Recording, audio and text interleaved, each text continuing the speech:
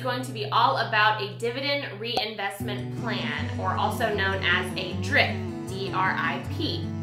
And so basically what a DRIP is you own shares in a stock that pays out dividends. And the dividends automatically get reinvested into purchasing more stock. So instead of you getting, say, a paper check in the mail with your dividend payout or a direct deposit, what they're going to do is they're going to immediately reinvest your money on the dividend payout date into purchasing more shares or fractions of shares. And so a lot of times you can elect to either have 100% of your dividends reinvested, or potentially a portion of the dividends reinvested. So in that sense, you could potentially get some of that money in cash and then have some of it reinvested, or you can choose to have the full amount just immediately reinvested into purchasing more stock. So there are a ton of different companies that offer these DRIP programs, and there's about 650 companies that offer it, or 500 different funds that offer it. So there's quite a few to choose from, and you'll just have to do your research on which one you think is going to be the best for you.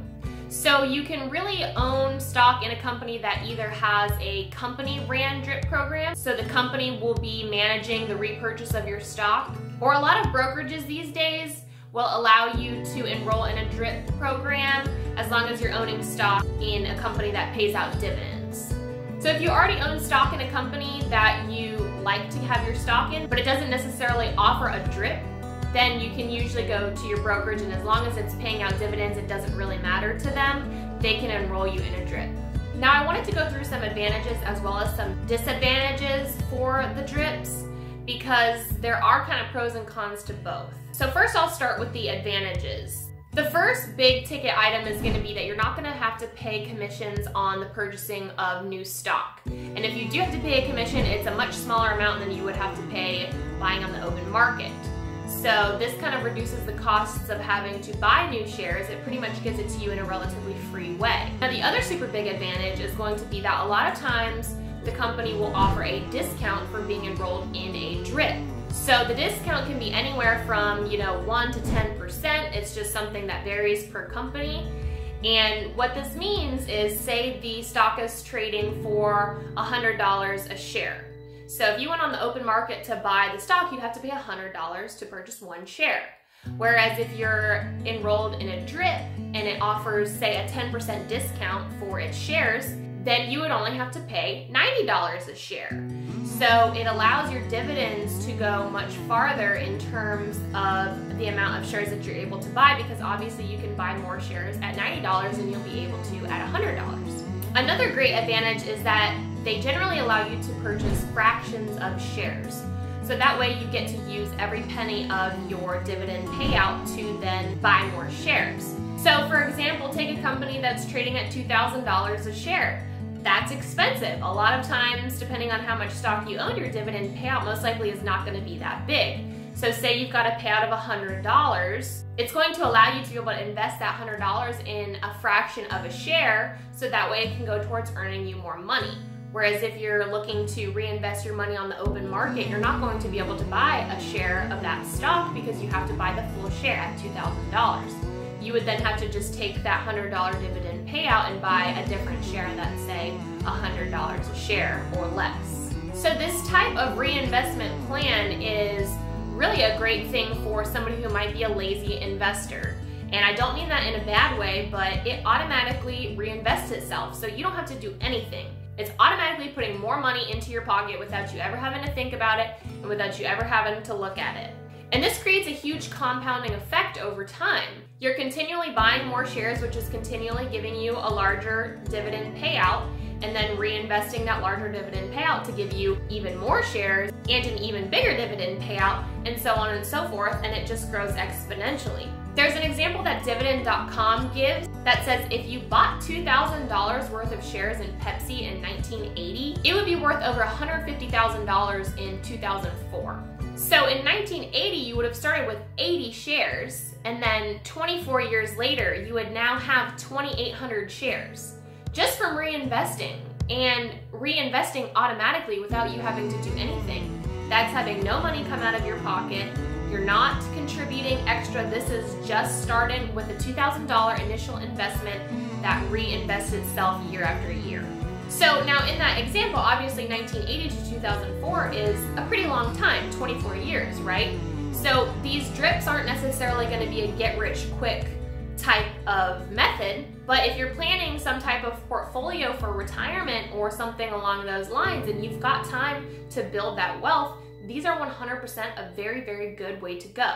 Now, there are obviously going to be some disadvantages as well to this type of investment style, just like there is going to be with any type of investment style. The first disadvantage is going to be that, once again, it's automatic. So no matter what the stock price is, it's going to repurchase more stock.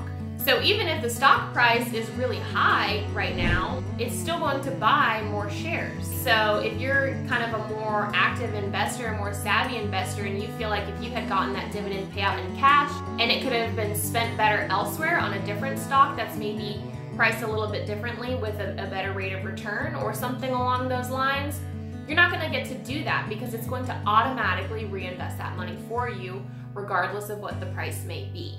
Another small caveat, which may not be a huge deal, but it might be for some of the companies, is that there's going to be generally a minimum number of shares or a minimum dollar amount that you're going to have to spend to start your drip. And it's not necessarily astronomical, but it could be something that knocks you out of the running for certain companies if it's going to be out of your price point. Another big thing to consider is that it's going to heavily continue investing in the same exact stock. It's continually repurchasing new stock for the same company. So therefore it's growing your portfolio very heavily biased in that one stock. So if you're planning a retirement portfolio or really any portfolio that's gonna have heavy weight growing and growing and growing heavier for one particular stock, it's gonna reduce your diversification. So it's very important to keep that in mind. If it's unbalancing your portfolio, it could become a problem, especially if the company has issues down the line. So sometimes you might be better off just taking the cash dividend and reinvesting it in a different stock to help diversify your portfolio and spread out your risk. Now the other bummer is going to pretty much be taxes. So not a super huge deal, but something that is kind of a pitfall is going to be that dividends are taxed as taxable income because it is a payout to you. Normally, that is okay because you are receiving that cash and then just a chunk of it is going to be paid towards taxes. Well, when you're reinvesting dividends, they still consider it as taxable income, but you never get to touch the cash. So it's kind of like money out of your pocket in terms of paying for the taxes for that year, since you're never receiving an actual cash payout from the dividend repurchase. So it's definitely something to keep in mind because they still are seeing that dividend repurchase as taxable income to you, even though you've really never touched or seen that money. So all in all, drips really have a lot of advantages as well as a couple disadvantages, and it's really going to be up to you as an investor to decide if it's a route that works for you. It's really good for the passive investor who wants to see some serious compounding effects over time to really grow your portfolio without having to worry about anything. On the flip side, if you're a very savvy and hands-on investor, you might be a little bit more knowledgeable to better place the dividend payouts in something that's going to help you a little bit better in maybe balancing out your portfolio or a little bit better returns or something along those lines. So I hope this helped answered a couple questions you may have had about drips. And if there's any remaining questions that you still have, please leave it in the comments below. And I'll look forward to talking to you guys in the next one. Talk to you later.